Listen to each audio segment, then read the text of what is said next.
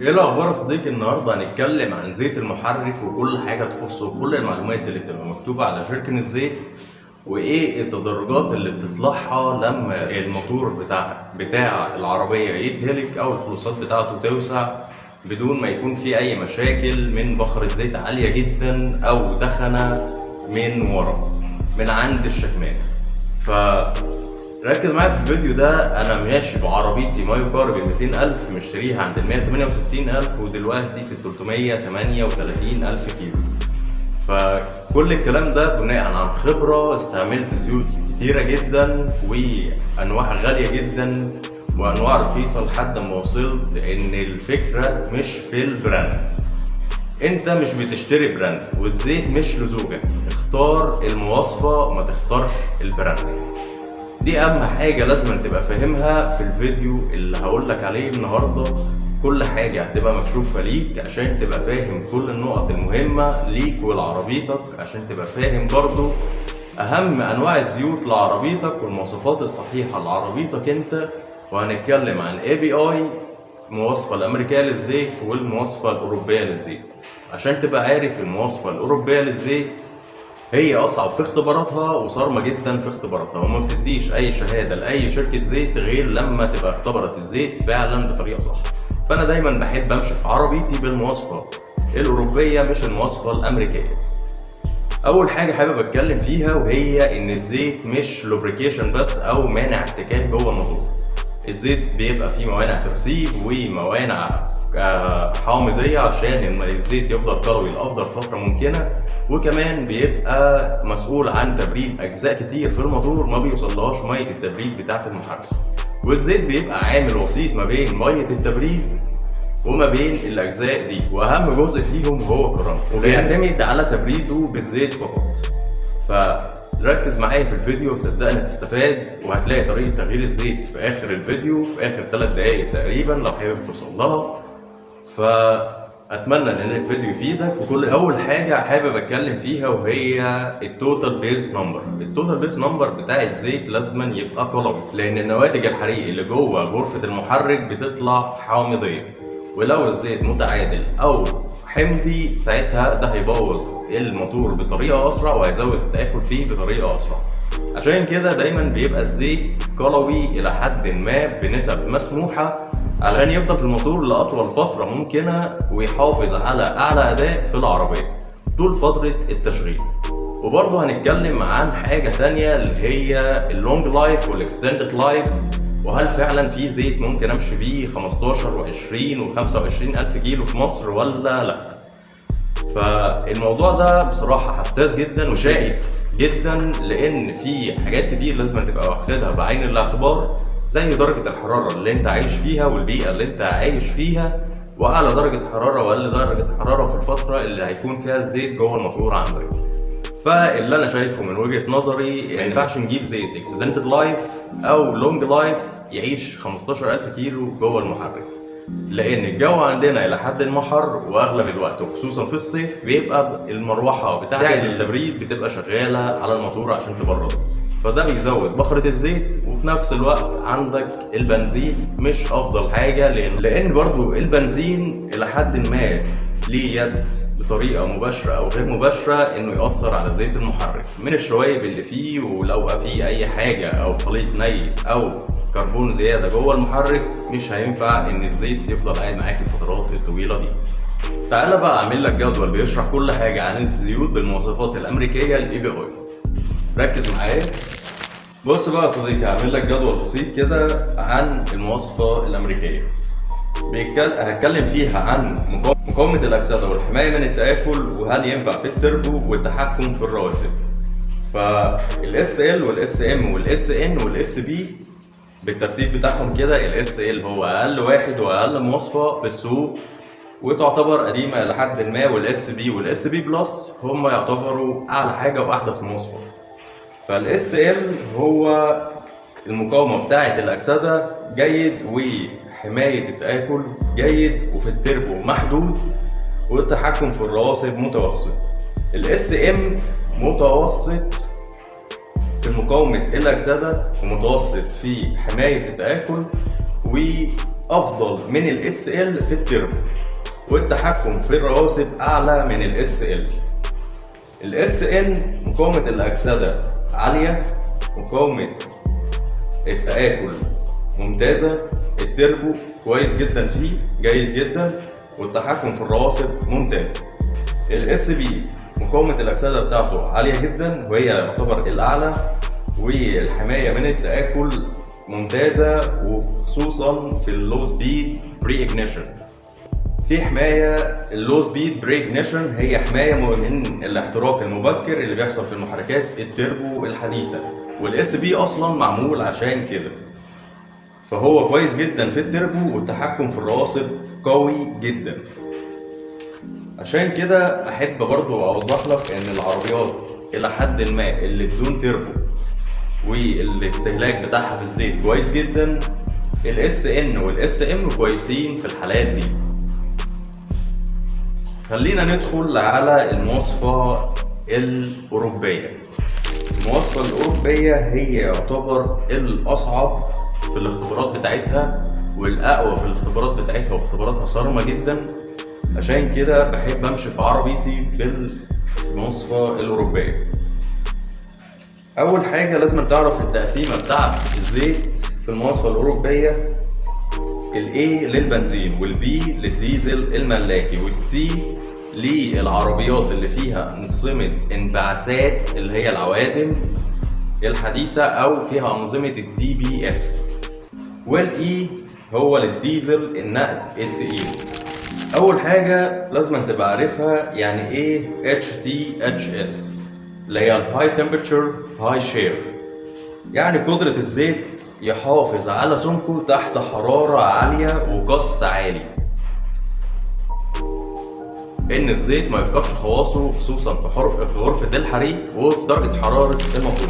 هنا ال A1 B1 وال A3 B3 وال A3 B4 وال A5 B5 وال A7 B7، وهنقسمهم لطبقة الزيت اللي بتبقى جوه المحرك كحماية للمحرك وتحمل الضغط وتوفير الوقود، وينفع تشتغل في محرك قديم ولا لا. ال A1 B1 هي مواصفة قديمة واتلغت، كانت بتسيب طبقة زيت منخفضة وتحمل الضغط بتاعها ضعيف وتوفير الوقود عالي جدا، وما تنفعش للمحركات القديمة. ال A3 B3 طبقة الزيت عالية وتحمل الضغط قوي وتوفير الوقود متوسط، وتنفع للمحركات القديمة. ال A3 B4 طبقة الزيت عالية جدا وتحمل الضغط قوي جدا وتوفير الوقود متوسط، وتنفع للمحركات القديمة جدا، فهنكتب نعم جدا.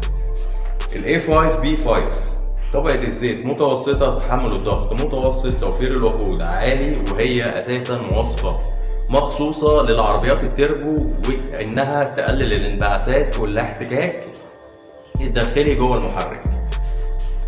توفير الوقود عالي ومحرك قديم حسب التصميم. ال A7 B7 ودي أعلى مواصفة نزلت لحد دلوقتي.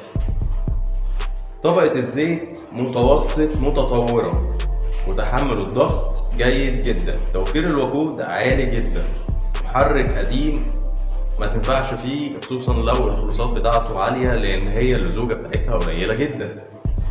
فاحنا هنا هنتكلم على أول حاجة عن العربيات العادية اللي هي ساعة لحد 1600 و2000 وفيما فوق عادي على حسب سنة التصميم، أدام هي بدون، على حسب سنة التصنيع، أدام هي بدون تربو، وأدام الخلوصات الموجودة جوه المحرك على حسب تصنيع الشركة بتقول لك ال A3 B3 أو ال A4 B4، لأن دول اللزوجة بتاعتهم إلى حد ما مقبولة، وبرضه بتسيب طبقة قوية جدا وعالية على الشميز من جوه وعلى الأجزاء المتحركة جوه المحرك، فهي كويسة جدا، وعشان كده بستخدمها في عربيتي.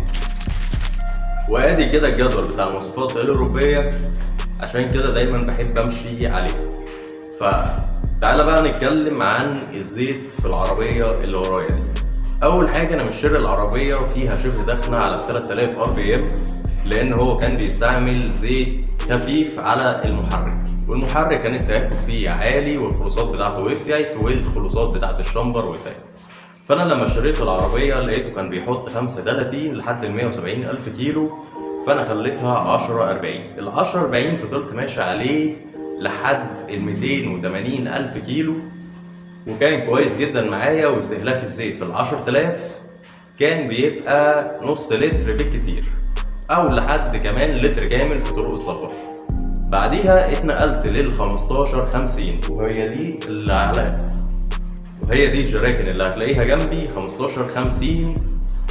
فعشان كده استعملتها في عربيتي، لان خلوصات الشمبر يعتبر الى حد ما وسعت، وانت كل ما تقل اللزوجه بتاعت الزيت بطريقه مناسبه جدا للمحرك بتاعك هتقدر توصل بيه لاطول عمر من غير ما تحتاج تعمل عمره او اي حاجه في العربيه.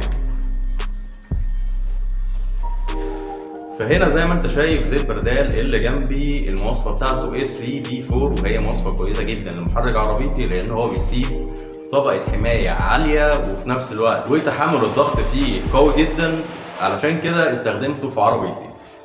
نتكلم عن العربيات التربو. العربيات التربو فيها مشكله بسيطه جدا، وهي ان الخلوصات بتاعه التربو بتبقى صغيره الى حد ما، والخلوصات بتاعه المحرك بتبقى برضو صغيره، وبيحتاجوا زيت سريع الجريان وفي نفس الوقت يسيب طبقات رقيقه علشان حمايه المحرك في التدوير البارد.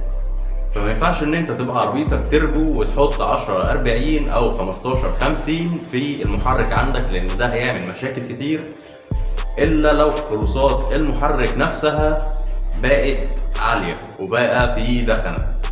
بس عشان تبقى عارف ده مش هيمنع ان التربو يبوظ. التربو ممكن يبوظ لو المواصفه مش SN او A3B4، ممكن يبوظ لك التربو وكمان يقلل اداء التربو معاك. المهم يا صديقي، انا احب انصح كل ملاك الرينو لوجان ان هم يجيبوا مواصفات زيت تكون A3B4، لان هو مناسب جدا للعربيه.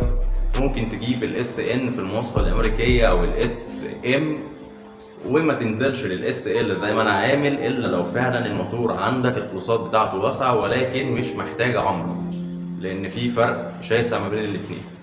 لو عندك مشاكل في الشمبر وعندك مشاكل في الحريق وكل الكلام ده، ما ينفعش معاك غير العمره. ما تقلش الزيت او تروح تحط زيت احادي اللزوجه، لان ده هيبوظ الموتور اكتر واكتر وهيدفعك اكتر في العمره. وبس على كده يا صديقي، اتمنى ان انت تكون استفدت بالفيديو. وحاجه كمان، الطبه اللي انت شفتها في الفيديو الطبه دي عليها OC اورنج من اللي بيركب على مواسير التكييف، او تقدر تشتريه من اي مكان. تختار اورنج على مقاس الطبه اللي عندك وبتربط عليه تربيط خفيف جدا. لو عندك مشاكل في تسريب الزيت هيفيدك. انا كان عندي مشاكل خصوصا من طبة الزيت من الصناعيه، بيفكوا ويربطوا بزياده، فده كان بيخلي السن يتاكل بسرعه وما كانش بيعيش لاطول فتره.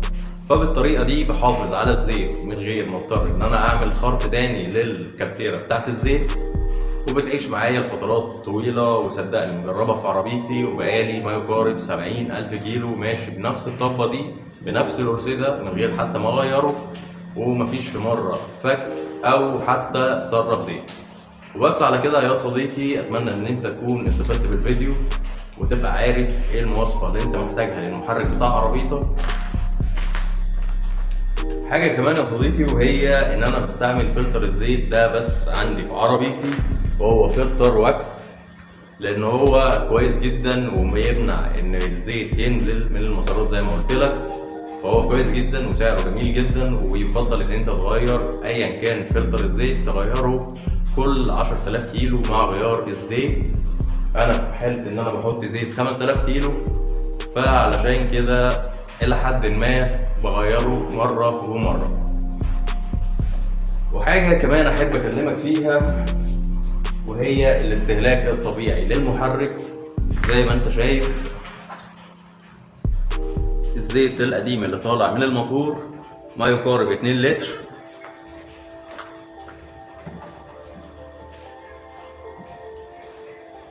لان طبيعي جدا ان المحرك بيستهلك زيت من الموتور، وخصوصا في السرعات العالية.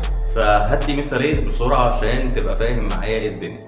الاستهلاك الطبيعي بناء على الشركه المصنعه مثلا رينو لوجان بتقول لك ان الاستهلاك الطبيعي من لتر لتر ونص مفيش اي مشكله في الغيار الواحد.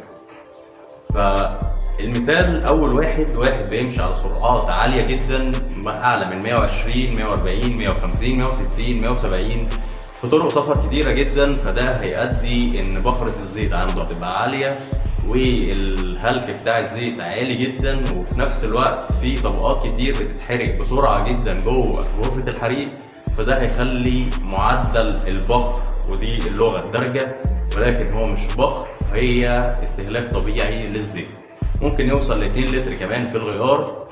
وزي ما انت شايف انا عندي الفتره اللي فاتت كنت بحرق على الموتور الصراحه بوصل ل 40 معالي 4 و 5000، فكان الموتور عندي بيستهلك زيت بالطريقه دي. هو كده يعتبر مستهلك من لتر للتر وربع، فهو في الحد المسموح به. واحد تاني بيمشي على سرعات بطيئة في شوارع داخلية من غير زحمة كتير وهكذا، ممكن ينقص عنده من نص كيلو زيت أو ربع كيلو زيت، وده طبيعي جدا ما تقلقش. ليك ان انت تفضل ماشي بالزيت لحد ما توصل للمينيمم، ما تنزلش اكتر من كده، علشان ال40 كل ما بيعلى الزيت بيبقى اصعب ان هو ينزل للكارتيرة تاني تحت، وده بيدخل هواء لمسارات الزيت وبيساعد على زيادة الأكسدة وزيادة الحموضية. فخلي بالك من النقطة دي، حبيت أكلمك فيها برضو.